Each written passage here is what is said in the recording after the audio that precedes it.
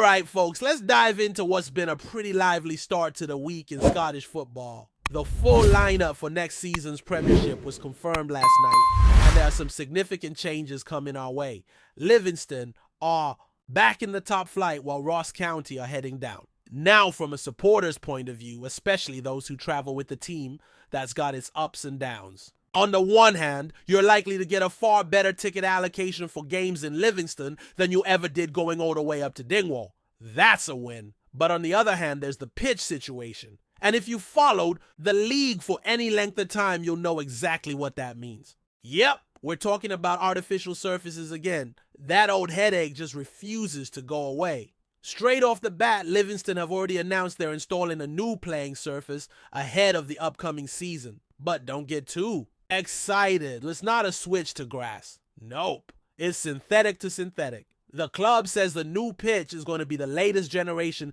of MX Elite, some high-tech woven material, promising top-tier performance for professional football. It's being laid down at what's now awkwardly known as the Set Fair Arena, the ground formerly and more famously known as the Tony Macaroni Arena. It'll be one of 3 artificial pitches in the Premiership next season, joining Falkirk's stadium, with Falkirk promoted back up on Kilmarnock's Rugby Park. Now here's the kicker. Kilmarnock had previously made it clear they were planning to switch back to natural grass for this coming season. That was the plan. But they've since delayed that transition until the season after next. So what we've got now is a final season where plastic pitches are still allowed in the Premiership. That's based on a vote from the top flight clubs last year, aiming to outlaw synthetic surfaces starting from the 2026-2027 campaign. That decision still stands. Falkirk, for their part, are expected to challenge the ruling. But let's be honest, hopefully that challenge doesn't succeed. No disrespect, but most fans and players are more than ready to see the back of these artificial pitches.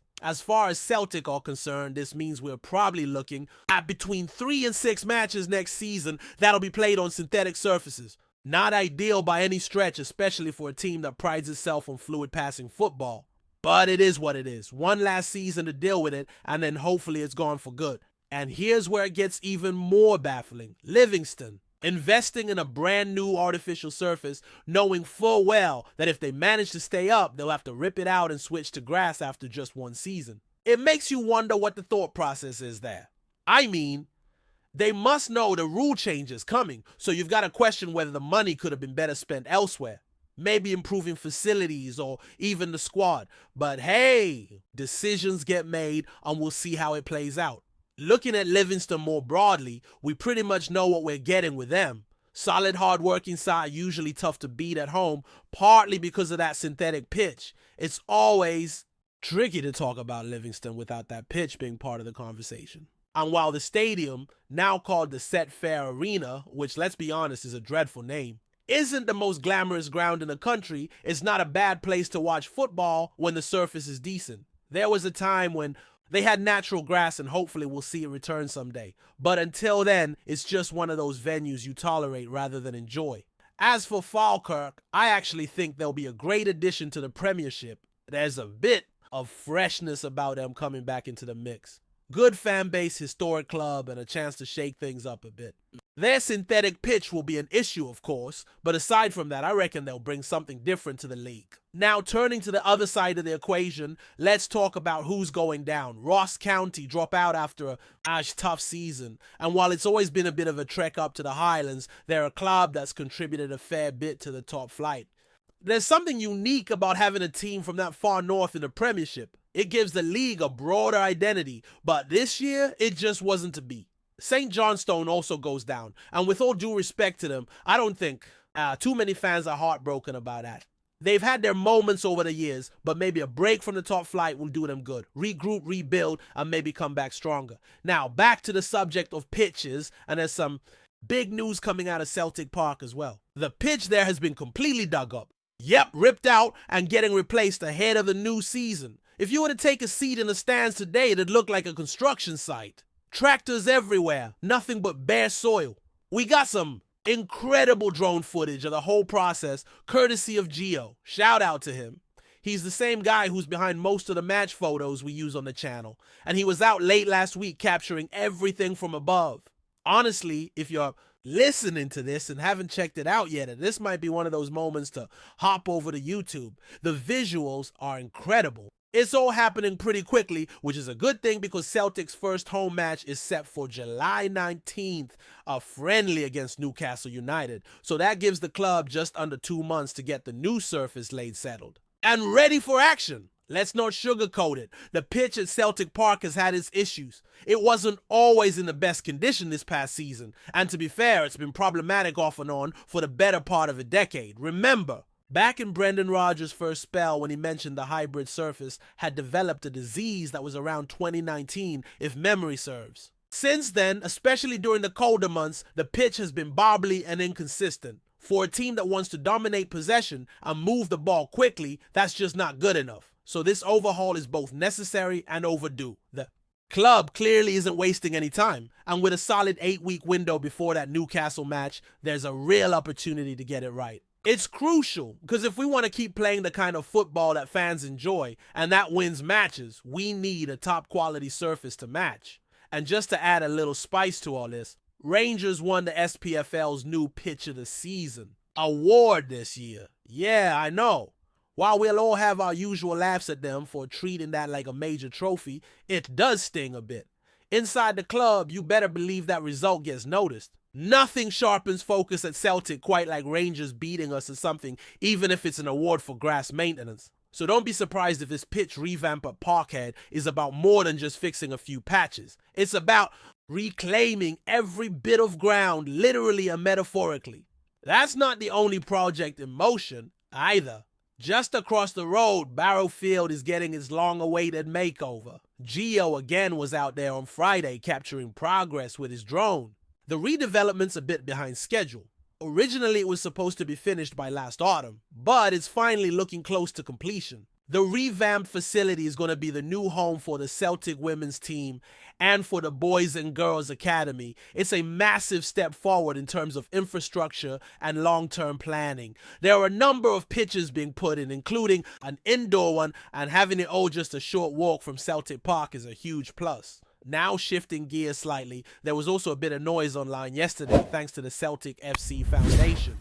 They put out a pretty cryptic post that had fans speculating all sorts of things. The message simply read, "We're getting the band back together. See you September 6, 2025. Love, Celtic FC Foundation." Naturally, that sparked a wave of questions. Some folks thought it might be the announcement of some kind of music event or even a fan-organized festival. One person even wondered if it was going to be a rebel-themed gathering at Glasgow Green. But let's be realistic. Now, this is almost certainly another one of those high-profile charity matches we've seen in recent years. The timing fits perfectly. September 6th falls during an international break, and that's typically when these games are scheduled. Last year, we had a match at Old Trafford against Manchester United, and the year before that, a game at Anfield against Liverpool. Both of those were well received. Solid crowds, decent quality football, and a great way to bring the Celtic community together. A lot of fans traveled down and had a great time, and the atmosphere at both venues was buzzing. These events are becoming more and more common now, and they're definitely being taken a bit more seriously by the clubs involved. Gone are the days when these matches were just glorified kickabouts with random celebrities and ex-players jogging around for 90 minutes. There's a real structure to them now. The squads tend to be made up of relatively recent ex-pros, often under a certain age limit, and the games themselves have a more competitive edge. That raises the quality and gives supporters a proper experience. So while we don't have official confirmation, yet I put money on either Manchester United or Liverpool coming up to Celtic Park for a return fixture. Should be one to look forward to. Back to actual squad matters now, and one name in particular. Popped up again yesterday, Scott Bain. Reports say Celtic are ready to let him go this summer. He's still got a year left on his contract, but after slipping to third choice keeper and barely featuring over the past couple of seasons, it seems like both the club and the player agree it's time for a fresh start. Bain wants regular football, and Celtic aren't going to stand in his way. Fair play to him. He's been a solid squad member, never kicked up a fuss, but if he's not playing, then a move makes sense. In terms of replacing him, the most likely option appears to be Ross Doohan, a name that will be familiar to Celtic fans. He came through the club's youth system, spent time out on loan, and is now at Aberdeen, although he's not getting game time there either. He was on the bench for the Dons in the recent Scottish Cup final, and bringing him back to Celtic in a third choice role makes a lot of sense. He ticks the homegrown box, knows the club, and wouldn't be expected to play much, if at all. So from a squad management perspective, it's a pretty tidy solution. Now you could ask, why not just promote someone from the B team to be the third choice keeper? It's a fair question, and to be honest, I asked myself the same thing. But when you think about it, there's a practical issue. The first team and B team fixtures often overlap, especially during midweek. If you pull your best young keeper up to sit on the first team bench every weekend, you're robbing the B team of their starting goalie. And chances are that third choice keeper is not going to play a single competitive minute unless something utterly chaotic happens, like a double injury crisis. So having someone like Ross Doohan, who's ready to step in but isn't central to any other squad, is probably the cleaner solution. That said, the goalkeeper situation isn't exactly the most pressing concern right now. Let's be honest, most fans are far more interested in what's going on at the other end of the pitch. Where's the striker?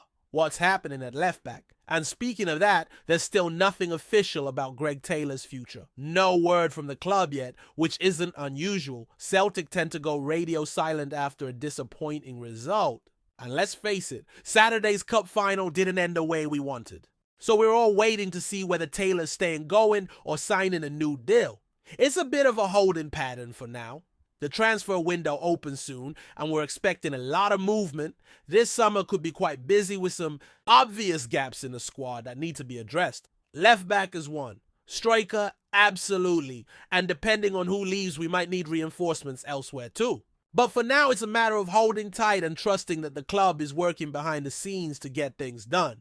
So that's where we are at the moment. New teams in the league, old issues with pitches resurfacing, some early signs of transfer activity, and a few exciting events on the horizon. It's shaping up to be another eventful summer in Scottish football, and as always, we'll be right here to keep track of it all.